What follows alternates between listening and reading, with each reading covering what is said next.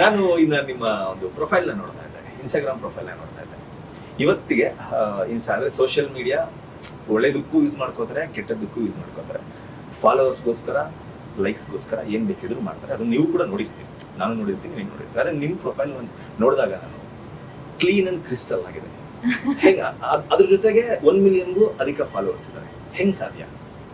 ಅಂದ್ರೆ ನೀವು ಫಾಲೋವರ್ಸ್ನ ಜಾಸ್ತಿ ಮಾಡ್ಕೋಬೇಕು ಅಂತ ಬೇರೆ ಅಂದ್ರೆ ಬ್ಯಾಡ್ ಇನ್ಫ್ಲೂಯೆನ್ಸ್ ಮಾಡಿಲ್ಲ ನೀವು. ನನ್ನ ಪ್ರೊಫೈಲ್ ನಾನು ನೀಟಾಗಿ ಫುಲ್ ನೋಡಿದೆ, ಅದು ಕೂಡ ಒಂದು ಅಚೀವ್ ಅಂತ ಅನ್ಸುತ್ತೆ.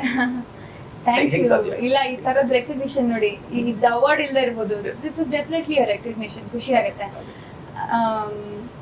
Social media was not a plan. ನನಗೆ ನಾನು ಮೊದಲನೇ ಸೀರಿಯಲ್ ಮಾಡಿದಾಗ ಜನ ನನ್ನನ್ನು ಟ್ರೋಲ್ ಮಾಡಿದ್ರು. ನನ್ಗೆ ಅವಾಗ ಒಂಥರ ಅಯ್ಯಪ್ಪ, ನಾನು ಎಲ್ಲೂ ಕಾಣಿಸ್ಕೊಳ್ಳೋದೇ ಬಿಡ ಅಂತ ಅನ್ಕೊಂಡ್ಬಿಟ್ಟಿದ್ದೆ. ನನಗೆ ನಂದೇನು ಹಾಕ್ತಾನೂ ಇರಲಿಲ್ಲ, ನನ್ನ ಬಗ್ಗೆನೂ ಏನು ಫೋಟೋ ಹಾಕ್ತಾ ಇರ್ಲಿಲ್ಲ.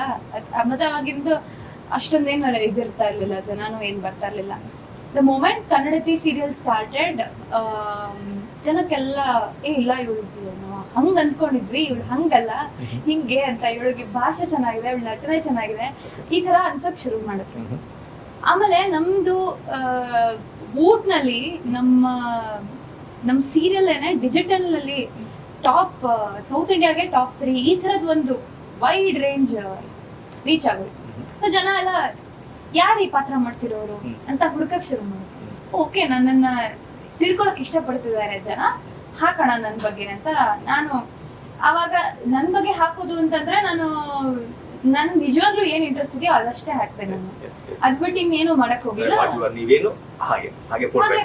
ನಾನು ಏನಿದ್ದೀನಿ ಅದನ್ನ ಹಾಕಕ್ ಶುರು ಮಾಡಿದೆ. I think I was reach to the right audience ಅಷ್ಟೇ. ಇವಾಗ ಎಷ್ಟೋ ರೀಲ್ಗಳು ಏನೋ ಒಂದು ಉದ್ದೇಶ ಇಟ್ಕೊಂಡು ಹಾಕಿರ್ತಾರೆ, ರಾಂಗ್ ಆಡಿಯನ್ಸ್ಗೆ ಹೋದಾಗ ಅದ್ರದ್ದು ಮೀನಿಂಗೇ ಚೇಂಜ್ ಆಗೋಗುತ್ತೆ. ಆತರ ನನ್ನ ಆಸಕ್ತಿಗಳು ಸರಿಯಾದ ಜಾಗಕ್ಕೆ ಹೋಗಿ ತಲುಪ್ತು. ಆಗ ಎಷ್ಟೊಂದು ಜನ ಟ್ರಾನ್ಸ್ಲೇಟ್ ಆದ್ರು, ನನ್ನ ಇಷ್ಟಪಡಕ್ ಶುರು ಮಾಡಿದ್ರು. ನಂಗೂ ಒಂದು ಹುಮ್ಮಸ್ ಬಂತು, ಇಷ್ಟು ಜನ ಲೈಕ್ಸ್ ಕೊಡ್ತಾ ಇದಾರೆ. ನಾನೇನೋ ಒಂದು ಮೈ ಇನ್ಸ್ಟಾ ರೇಡಿಯೋ ಅಂತ ಏನೋ ಮಾಡಿದ್ದೆ. ಪ್ರತಿದಿನ ಬೆಳಗ್ಗೆ ಒಂದು ಹಾಡು ಹಾಕೋದು ಇನ್ಸ್ಟಾ ಸ್ಟೋರಿನಲ್ಲಿ. ಅದು ಪ್ರತಿ ನನ್ನ ಬರ್ತ್ಡೇ ಮಂತು 31 ದಿನಾನು ಮಾಡ್ತಾ ಇದ್ದೆ. ಅದನ್ನ ಕೇಳಕ್ಕೆ, ಒಂದು ರೇಡಿಯೋ ತರ ಕೇಳಕ್ಕೆ ಒಂದಷ್ಟು ಜನ ಫಾಲೋ ಮಾಡೋರು. ಈ ತರದ ಏನೇನೋ ಎಕ್ಸ್ಪೆರಿಮೆಂಟ್ ನಾನು ಸೋಷಿಯಲ್ ಮೀಡಿಯಲ್ಲಿ ಮಾಡ್ತಾ ಇದ್ದೆ.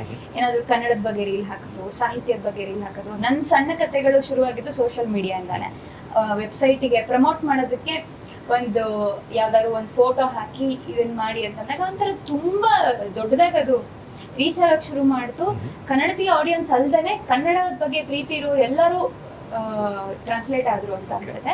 ನನಗೆ ತುಂಬಾ ಕಂಫರ್ಟಬಲ್ ಅನ್ಸ್ಬಿಡ್ತು ಸೋಷಿಯಲ್ ಮೀಡಿಯಾ. ಓಕೆ, ನಾನು ಇಲ್ಲಿ ಏನ್ ತುಂಬಾ ಗುದ್ದಾಡ್ಬೇಕಾಗಿಲ್ಲ, ಜನ ನನ್ನ ಅಕ್ಸೆಪ್ಟ್ ಮಾಡ್ಕೊಳ್ತಿದ್ದಾರೆ ಇರೋ ತರಾನೇ. ಇನ್ನೇನು ನಾನೇನು ಹೊಸದಾಗಿ ಏನು ಮಾಡ್ಬೇಕಾಗಿಲ್ಲ. ಎಷ್ಟು ಬರ್ತಾರೋ ಅಷ್ಟು ಫಾಲೋವರ್ಸ್ ಅನ್ಫಾಲೋ ಮಾಡ್ತಾರೆ, ಹೊರಟೋಗ್ತಾರೆ. ಇಟ್ಸ್ ಓಕೆ, ಏನೋ ನನ್ ಬಗ್ಗೆ ನಿಜವಾಗ್ಲೂ ಆಸಕ್ತಿ ಇರೋರು ಇರ್ತಾರೆ ಜೊತೆಗೆ ಅಂತ.